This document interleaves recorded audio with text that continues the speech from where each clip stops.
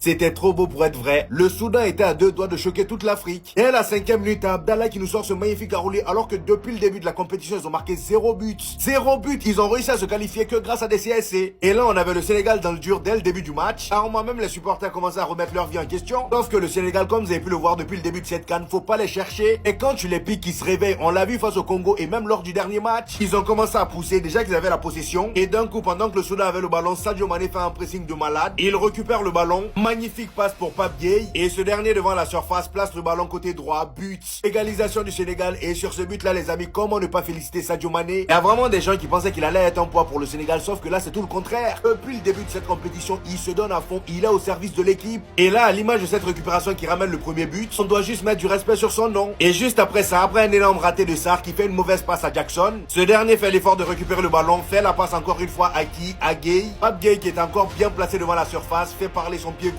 Alors là pour le coup je sais pas s'il est au courant de la dangerosité de son pied gauche, mais franchement c'est incroyable. Le mec est beaucoup trop efficace. Et c'est là que vient la deuxième mi-temps. Le Sénégal peut souffler, mais dès le début de cette deuxième mi-temps, on sent que le Sénégal a du mal à se remettre dans le bain. Le Soudan est revenu avec des intentions et il commençait à pousser. Et c'est à ce moment-là que l'entraîneur sénégalais fait rentrer son oxygène comme d'habitude. Quand le Sénégal galère et qu'ils ont du mal à respirer, qui est-ce qu'on fait rentrer? L'oxygène. Monsieur Mbaye. Le gars il rentre, encore une fois passe décisive de Sadio Mané, il met son but, 3 buts à 1.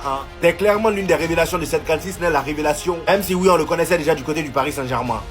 Le Sénégal, c'est fort, c'est fort, c'est fort. Mais vous avez vu, ça rigolait sur eux. Ouais, ils sont qualifiés, ils ont pas marqué. Regardez le match de bonhomme qu'ils ont sorti.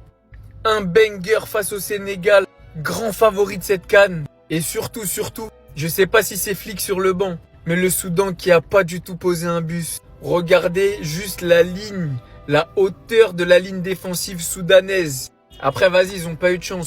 Ils sont tombés sur un Pape Gueye en pétard. Il te fait un match de patron. J'espère d'ailleurs qu'il a eu l'MVP parce qu'il le mérite largement avec son doublé. 4 tirs cadrés, 2 buts. Vous voulez faire quoi contre ça? Le Sénégal qui se qualifie. Une grosse domination, on va pas dire le contraire. Mais moi je tiens juste à souligner que la CAN, c'est pas une compétition comme les autres. Ça parle, ça disait ouais le Soudan, ça critique les petites équipes comme on dit, mais la réalité elle est là. Le Soudan était capable de faire ce que plein d'équipes n'auraient pas été capables de faire. Rien que marquer un but au Sénégal, c'est pas donné à tout le monde. Moi je vous le dis, les Soudanais, vous avez peut-être perdu, vous êtes peut-être éliminés, mais voilà, vous pouvez être fiers, la tête haute. Moi le match, j'ai énormément apprécié et ça fermera peut-être la bouche à ceux qui disaient que l'Algérie, ils avaient une poule facile. Voilà, le Soudan, ce que ça donne en match à élimination directe. Même si ça perd comme des hommes. Victoire du Sénégal 3-1 contre le Soudan. Ils vont donc en quart de finale. On verra ce soir soit Mali, soit Tunisie. Mais moi, j'ai un sentiment particulier envers cette équipe. J'ai l'impression qu'ils en ont encore sous le pied. Aujourd'hui, ils se sont vraiment fait peur face à une équipe du Soudan qui, honnêtement, a joué leur football. Et je pense que ça leur a joué défaut, notamment sur le premier but et au fil de la rencontre où ils ont ouvert les espaces. Ils ont voulu jouer au football. C'est tout à leur honneur. Mais ils se sont fait avoir face à une équipe du Sénégal qui, évidemment, ne manquait pas de ressources. Car même mené 1-0 avec un but d'Abdallah tout simplement somptueux, le premier but du Soudan dans cette CAN. C'est dire aussi la faiblesse du Soudan qui est peut-être pour moi la pire équipe qui était actuellement dans les phases finales, dans les phases éliminatoires avec une victoire meilleure troisième. Leur premier but intervient au pire moment pour les Sénégalais, 6e minute, magnifique, pied gauche. Là tu te dis ok, ça va être un match qui sera intéressant, mais c'est un peu comme la situation avec le Barça que quand tu vas en Liga, en table de match moyenne, ils se font mener, mais tu sais très bien qu'ils vont pas trembler. Tu sais très bien qu'ils vont avoir la tête sur les épaules. Il y aura quelques doutes évidemment, mais tu sais très bien qu'avec la capacité des joueurs offensivement au milieu de terrain et des remplaçants, que ça va faire la différence. Aujourd'hui, ça vient de ton milieu de terrain, Gana Gueye qui m'est doublé aujourd'hui sur une première fois passe de Sadio Mané et la deuxième de Nicolas Jackson à la limite du hors-jeu, ça se joue franchement à rien. Voilà, quand on vous a dit plat du pied sécurité, ses pieds gauche, lucarne gauche et ses pieds gauche, ras du filet poteau gauche, c'est simple, c'est clair. Franchement, je peux pas dire que le résultat est pas mérité, mais honnêtement, il faut laisser le mérite au Soudan qui aujourd'hui ont vraiment fait un match super intéressant. Ils ont su mettre la difficulté à cette équipe sénégalaise, ils ont su avoir des situations. On voit Mendy qui s'emploie 2-3 fois, mais tu vois évidemment que l'armada offensive du Sénégal est tout simplement extraordinaire. Et quant à Ibrahim Baye, je vais te dire que c'est beaucoup plus facile. Ce qu'il fait à 17 ans, il ne faut pas le banaliser. Lamine Yamal a mis des standards tellement hauts que tu as l'impression qu'un jeune de 17 ans qui performe, c'est une banalité. Mais c'est pas une banalité de marquer en phase finale de CAN. C'est pas une banalité de jouer avec le PSG, de marquer en Ligue 1 à 17 ans. C'est extraordinaire. Et encore une fois, tête sur les épaules. Il avait marqué un doublé en match amical préparation à la CAN. Et aujourd'hui, il met ce but-là. je peux pas me dire anecdotique parce que finalement c'est le but du 3-1 qui te fait respirer dans un temps où le Soudan pouvait espérer quelque chose, gratter quelque chose. Mais voilà, c'est un but super important, passe des deux Mané. Donc quoi, à 17 ans, c'est tout simplement extraordinaire. Le Sénégal qui, comme je dis, vont soit affronter le Mali ou la Tunisie ce soir. Et honnêtement, il faudra pas faire la même table de match qu'aujourd'hui parce qu'on sait que le Mali et que la Tunisie et on sait que le parcours au global du Sénégal ou la Côte d'Ivoire aussi et l'Égypte sera très très compliqué et tu peux pas faire cette table de match parce qu'une équipe qui par exemple comme la Tunisie peut marquer très tôt, bétonner et tenir un résultat. Aujourd'hui, je voulais faire cette vidéo pour vraiment féliciter cette équipe du Soudan. Pourquoi ? Parce que le Soudan a joué au football. Et en général, les petites équipes, quand elles affrontent comme ça des favoris pour le titre, eh ben elles jouent bloc bas. Elles ne proposent rien. Elles essaient uniquement de défendre et de ne pas prendre de but. Ça n'a pas été le cas du Soudan. Et ils ont vraiment énormément, par cette tactique-là, mis en danger le Sénégal. Au début du match, avec ce but exceptionnel d'Abdallah. Et ensuite, pareil, après l'ouverture du score, ils ont continué à attaquer. Ils ont continué à presser haut. En seconde période, dès le retour des vestiaires, ils étaient menés 2-1. Pareil, ils ont continué à mettre de la pression. Jusqu'à même qu'on ait eu besoin aussi d'un arrêt exceptionnel d'Edouard Mendy. Et quand tu vois la manière dont a joué avec le cœur cette équipe du Soudan et qu'elle a voulu jouer au football, bah franchement, je le dis, aujourd'hui, ils sortent par la grande porte. Et vraiment par la grande porte. Parce qu'en plus, personne ne les voyait aller déjà en huitième de finale. Quand ils ont été en huitième de finale, tout le monde les a critiqués. Ouais, ils n'ont pas mis un but. Le seul but qu'ils ont mis, c'est contre son camp. Et ben là, ils ont au moins marqué un but par un de leurs joueurs. Et quel but, parce que ce sera un des plus beaux buts de la CAN. Et en plus, ils sortent vraiment la tête haute parce que contre l'un des favoris de la compétition, ils ont joué au football et ils les ont mis en danger. Un grand bravo.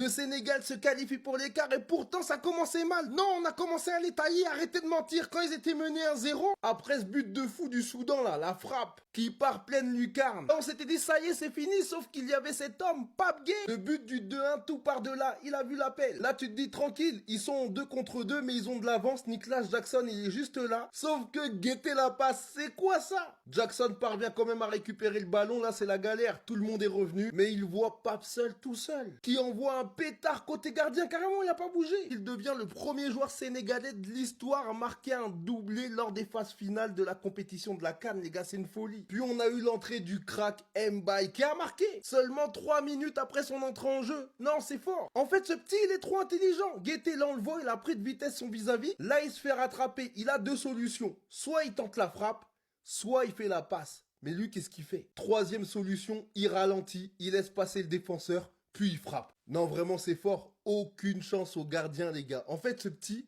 il est trop précoce. C'est sûr et certain qu'il sera élu meilleur jeune joueur du tournoi. C'est une folie. Bravo le Sénégal, mais je vous ai dit, 8e de finale, dès que les gros ils vont commencer à bégayer, ça va les attraper par le col. Là, le Sénégal, ils se sont repris, victoire 3-1, mais attention, hein, va pas falloir flop, c'est maintenant que ça se joue. Le Sénégal s'impose 3-1 face au Soudan et devient la première équipe de cette édition de la CAN 2025 à rejoindre les quarts de finale. Bon, c'était pas un match facile, on s'est fait surprendre d'entrée de match, on s'est vu clairement trop beau et le Soudan a réussi à marquer un super but à la 6e minute, leur premier but de la compétition d'ailleurs. Hors CSC bien sûr. Si je dois vous donner une analyse, notre première mi-temps elle est vraiment très mauvaise. Notre deuxième elle est pas mieux, meilleure mais poussive. Si on joue de la même façon face au Mali ou face à la Tunisie, ça pourrait nous causer d'énormes soucis. Pape Thiaw, faut revoir également les changements. Faut aussi revoir l'animation offensive. Jackson, je continuerai à te défendre. T'as loupé l'immanquable encore une fois aujourd'hui, mais dans le jeu, t'es ô combien important. Et on l'a vu avec la rentrée de Boulaye Dia, qui a été quasiment, pardon, mais inexistante. Voilà, cette photo, elle ressort souvent sur mes damnés TikTok, mais il faut en parler. Dès qu'il rentre, soit il crée un penalty, soit il crée une passe décisive, soit il crée un but, il est toujours décisif. On parlait de Cherki Tidiane Sabali, mais c'est exactement pareil.